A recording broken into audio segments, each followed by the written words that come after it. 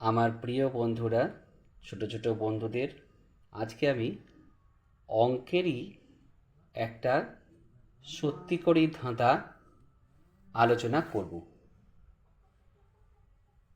অঙ্ক যখন ধাঁধা,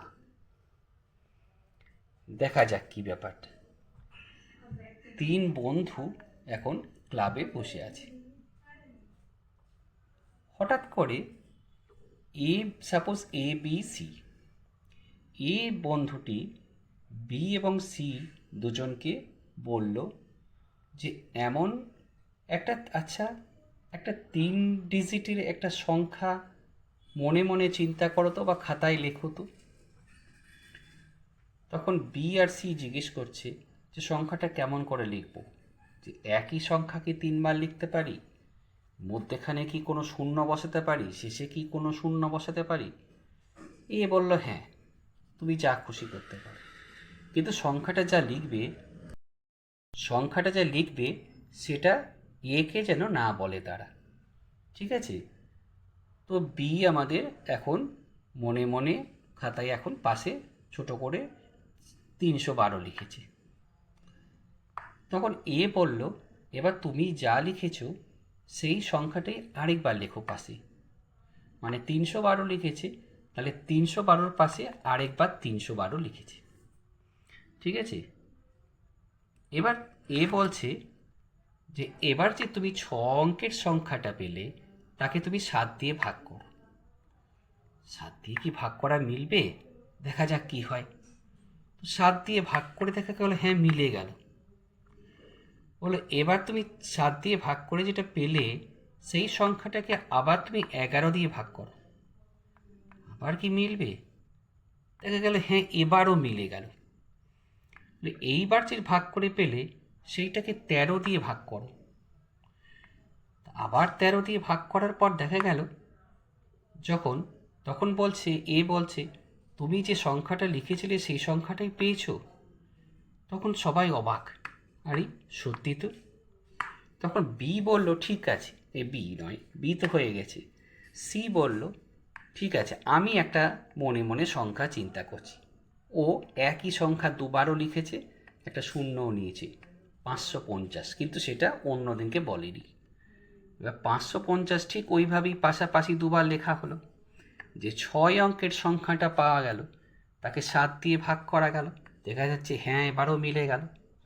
এইবার তাকে 11 দিয়ে ভাগ করা হলো, এবারও মিলে গেল। এবার যেটা পাওয়া গেল সেটাকে আবার 13 দিয়ে ভাগ করা হলো, তাতেও দেখা যাচ্ছে মিলে গেল।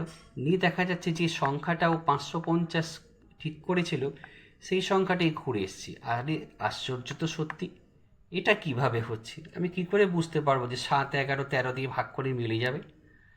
তখন বি আর সি বললো ঠিক আছে, দুজন মিলে এবার একসঙ্গে ঠিক করেছি যে এমন একটা সংখ্যা বলবো এখানে হয়তো মিলবে না, 7, 11, 13 দিয়ে নাও মিলতে পারে। তিনটেই একই সংখ্যা নিয়েছি, 111। এবার 111 তাহলে দুবার লিখেছে, 111, 111, এই 6 অঙ্কের যে সংখ্যাটা পাওয়া গেল একে 7 দিয়ে ভাগ করে দেখা যাচ্ছে আরে এবারও তো মিলে গেল। এবার যে ভাগফলটা পাওয়া গেল তাকে 11 দিয়ে ভাগ করা হলো, এবারও দেখছে মিলে গেল। তাকে 13 দিয়ে ভাগ করা হলো, এবারও মিলে গেল। নিয়ে দেখা যাচ্ছে যে সংখ্যাটা 111 ছিল সেই সংখ্যাটাই আবার ফিরে এসেছে। সত্যি তো এটা বেশ আশ্চর্য, কী করে হচ্ছে? বেশ চিন্তার বিষয়। বিআরসি চিন্তা করছে কি করে হচ্ছে এটা, তোমরা বলতে পারবে যে কী করে হচ্ছে? আচ্ছা, এইটা যেহেতু আমাদের ধাঁধা নয়, ধাঁধার মতনই আমি তো ওবেলা বলেছি আমি আগের এপিসোডে যে অঙ্ক যখন ধাঁধা, মানে ধাঁধা দেখতে লাগলেও সেটা কিন্তু তার পিছনে একটা লজিক আছে অবশ্যই। কী লজিক? দেখো, অ্যাকচুয়ালি 7, 11 আর 13কে আমি যদি গুণ করি তাহলে পাওয়া যায় 1001। এবার যে কোনো 3 ডিজিটের সংখ্যা, সাপোজ 346 আমি একটা নিয়েছি, তাকে যদি আমি 1001 দিয়ে গুণ করি, মানে 7, 11, 13 দিয়ে গুণ করি, তাহলে আমাদের পাওয়া যায় এমন একটা সংখ্যা, যে সংখ্যাটা ওই 3 ডিজিটের নাম্বারটার পাশের ডিজিটটাই হয়ে যায়। সেই জন্যেই আমি যখন যে কোনো সংখ্যাকে আমি তার পাশে আরেকবার লিখতে বলছি, তার মানেই এই যে 6 ডিজিটের সংখ্যাটা পাওয়া যাচ্ছে, এটা হচ্ছে এইটাকে 7, 11, 13 দিয়ে গুণ করে পাওয়া সংখ্যা।